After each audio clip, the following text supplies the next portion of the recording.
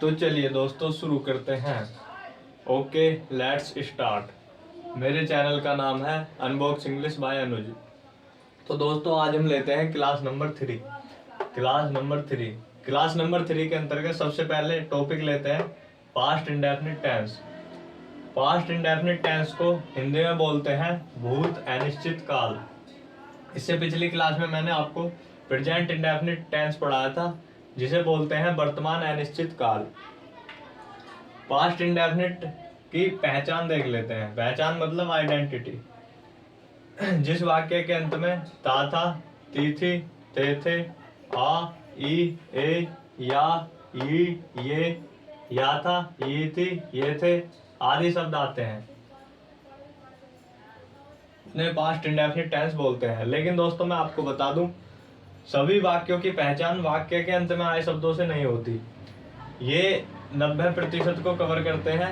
कुछ 10% सेंटेंस ऐसे हैं जिनमें से कुछ भी नहीं आएगा, वो फिर भी पास्ट इंडेफिनिट टेंस में बनेंगे। उन्हें मैं किसी अगली वीडियो में कवर कर दूंगा। फिलहाल 90% पर पकड़ बना लेते हैं, उसके बाद 10% अपने आप आने लग जाता। मतलब थोड़ी सी कोशिश करनी पड़ेगी, आपको आने लग जाएगा।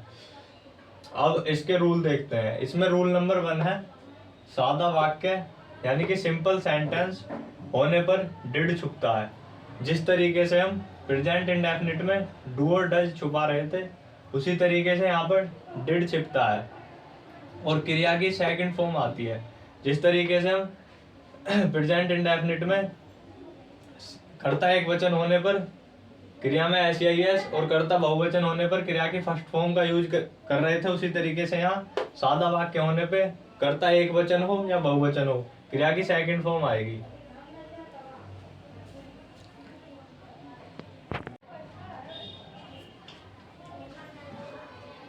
चलिए दोस्तों इसका रूल नंबर 2 देखते हैं। जब वाक्य नेगेटिव या क्वेश्चन वर्ड वाला होता है तो जिस डिड को हम सिंपल टेंस में छिपा रहे थे वो बाहर आ जाता है और क्रिया की सेकंड फॉर्म न आकर क्रिया की फर्स्ट फॉर्म का यूज करते हैं। तो दोस्तों जब वाक्य नेगेटिव या क्वेश्चन वर्ड वाला होता है तो जिस डिड को हम सिंपल टेंस में छिपा रहे थे वो बाहर आ जाता है और क्रिया की सेकंड फॉर्म का यूज ना करके क्रिया की फर्स्ट फॉर्म का यूज करते हैं। तो इससे कंक्लूजन निकलती है कि जब सेंटेंस नेगेटिव या क्वेश्चन वर्ड में हो तो डिड प्लस क्रिया की फर्स्ट फॉर्म आती है। जब नेगेटिव या क्वेश्चन वर्ड सेंटेंस होता है तो डिड प्लस क्रिया की फर्स्ट फॉर्म आती है। अब इसी का रूल नंबर 3 देखते हैं।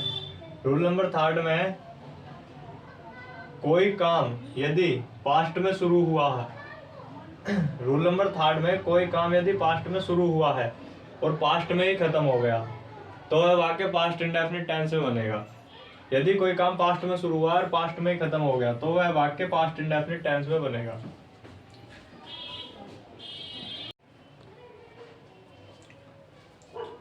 अब दोस्तों अब इसके कुछ एग्जाम्पल देख लेते हैं। पहला एग्जाम्पल है सिंपल का, वह खेला, ही प्लेड। सिंपल सेंटेंस होने की वजह से इसमें डिड छुपा है, प्ले में डिड छुपा है और इसकी सेकंड फॉर्म प्लेड आ गई है। ये बनता ही डिड प्ले, लेकिन सिंपल होने की वजह से डिड को छिपा दिया और प्ले का प्लेड हो गया, ही प्लेड। इसका सेकंड एग्जाम्पल है वह नहीं खेला, ही डिड नॉट प्ले और ही डिडंट प्ले। दोनों ही ठीक है, जैसा आपका दिल करे ऐसा बना लेना। यहाँ पर नेगेटिव वाक्य होने की वजह से ये डिड बाहर आ गया। जैसा मैंने आपको रूल में बताया था, अगर वाक्य नेगेटिव या क्वेश्चन वर्ड होता है तो डिड बाहर आ जाता है और वाक्य सिंपल होता है तो डिड छिप जाता है। तो इसमें डिड बाहर आ गया, ही डिड नॉट प्ले या ही डिडंट प्ले। अब इसी का तीसरा देखते हैं, मैं कब सोया। क्वेश्चन वर्ड वाक्य के जब बीच में आता है तो उसकी इंग्लिश वाक्य के शुरू में आ जाती है। जैसे यहाँ क्वेश्चन वर्ड कब वाक्य के बीच में आया तो इसकी इंग्लिश वाक्य के शुरू में आ जाएगी, when did I sleep. Question word होने की वजह से इसमें भी डिड बाहर आ गया, व्हेन डिड आई स्लीप। उसके बाद इसका चौथा देखते हैं सिंपल, मैं सोया था, आई स्लेप्ट। ये होता आई डिड स्लीप, लेकिन सिंपल होने की वजह से डिड छिप गया और स्लीप का स्लेप्ट बन गया, सेकंड फॉर्म आ गई, क्रिया की सेकंड फॉर्म, जैसा रूल में मैंने आपको बताया था। तो ये बनेगा आई स्लेप्ट। अब इसी का पांचवा देखते हैं, नेगेटिव।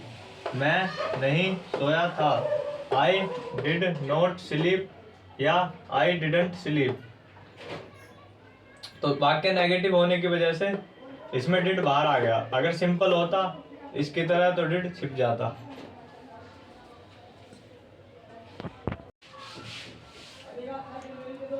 तो चलिए दोस्तों, इसमें देखते हैं past indefinite and present perfect में आपको कंफ्यूज नहीं होना है।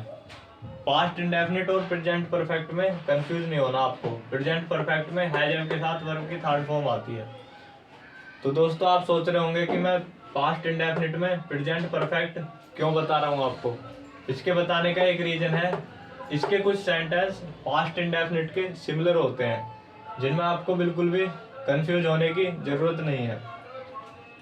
तो इसीलिए मैं आपको प्रेजेंट परफेक्ट की थोड़ी सी झलक इसमें दिखा देता हूँ। तो पहला एग्जांपल लिया हमने पास्ट इंडेफिनिट का, एज जैसे क्या वह गई थी, ये बनेगा डिड सी गो।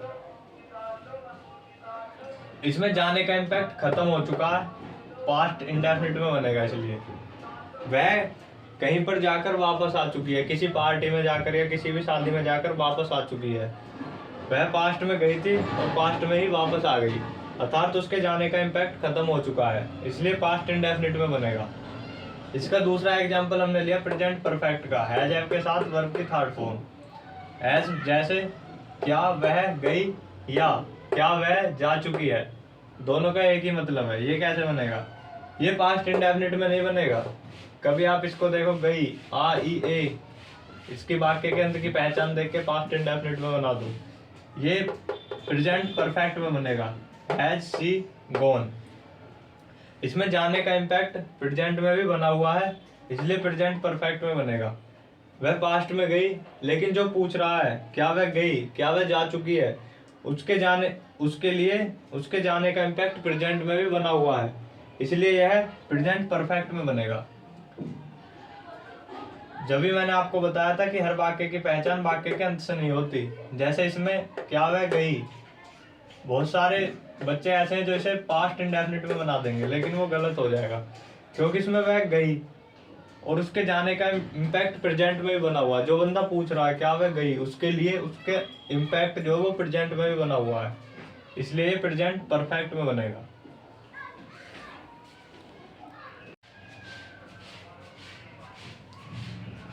तो दोस्तों simple negative question word and question negative के कुछ एग्जांपल लेते हैं। तो पहला एग्जांपल लेते हैं सिंपल का, वह गई या वह गई थी। ये सिंपल का एग्जांपल है। ये कैसे बनेगा? सी वेंट, एक्चुअल में ये बनेगा सी डिड गो, लेकिन सिंपल होने की वजह से डिड छिप जाएगा और गो की सेकंड फॉर्म वेंट बन जाएगी, सी वेंट। सेकंड एग्जांपल हमने इसका लिया, तुम नहीं गए या तुम नहीं गए थे। ये नेगेटिव का एग्जांपल है। नेगेटिव होने की वजह से डिड बाहर आ जाएगा, यू डिड नॉट गो और यू डिडंट गो, ये दोनों ही ठीक है, जैसा दिल करे वैसे बना लेना।